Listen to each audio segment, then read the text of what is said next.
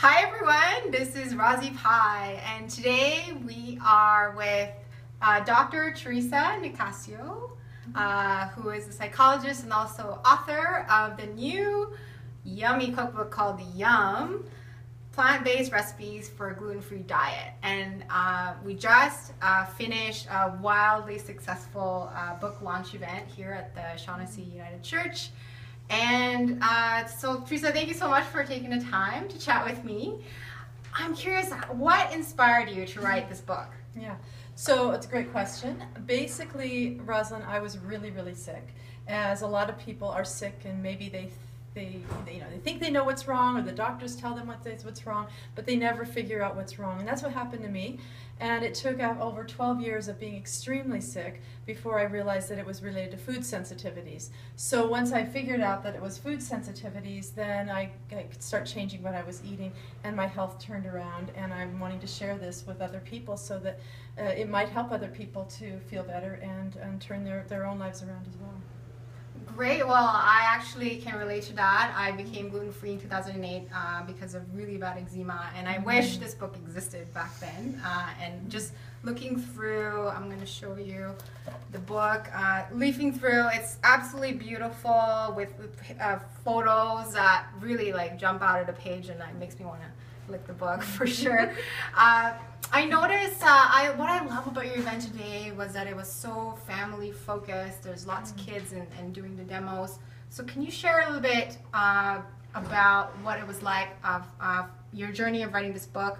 And it seems that you involved your family in the process as well. What was the greatest part of that? God, there's so many parts. Well, I'd say, the greatest part is I didn't know that I was going to be alive to be alive now. So I would pray. I was so sick. I would be in the hospital. I couldn't breathe. I would just be terrible, and I didn't know if I'd be around for my oldest daughter, to even graduate high school. So I would pray that I could stay or stick around and live for that. And the fact that I've been able to not only stick around, and now I'm 51. She just graduated high school right when I finished the book. And now she's off at university, and I'm feeling better than I have her whole life. That's the best part for me. Awesome, awesome. And so now that you have this beautiful baby of a book, definitely I can tell it's a labor of love. What are your plans for promoting the book further? Any events coming up? Where do you plan to take this? Yeah, so I have a tour that's already planned. I'm still working on. So this fall I'm going to be doing a lot of West Coast. I'm doing an Okanagan tour. I'm going to be doing some book signings. I'm going to be in Portland next week, actually. Awesome. Tomorrow, actually, I'm going to be at the Garden Works doing a book signing, but Portland, I'm going to be at the Gluten-Free Foodology Fest, so I'll be one of the speakers and exhibitors there.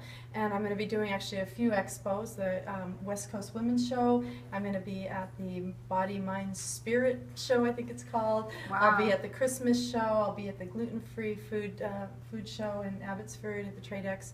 So I have quite a few of those things planned, and then just really trying to get the word out. Okay, sounds great. Well, if people want to buy your book or catch you at one of these events, you have a website that you can send people to. Where can they find you?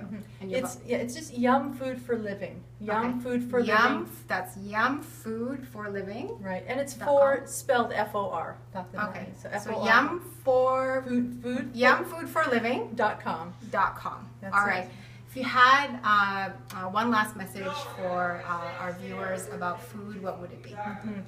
I would say focus on what it is you're wanting as opposed to what you're not wanting. So if you're wanting health and you're wanting delicious food, then focus on that. I think too often we focus on what we don't like, or what we're unhappy about with our bodies, or with food, or what we can't have. But focus on what you can have and what you can do, and then make it happen. Great. Well, thank you so much, Theresa, for your time. Congratulations again. Such a yummy book. Can't wait to try the recipes, and I'll post some of my experiments from your book on my blog as well. Thank you so much for joining us. Until next time, remember, life is yummy, so eat it up. Thank you. Thanks, Kim.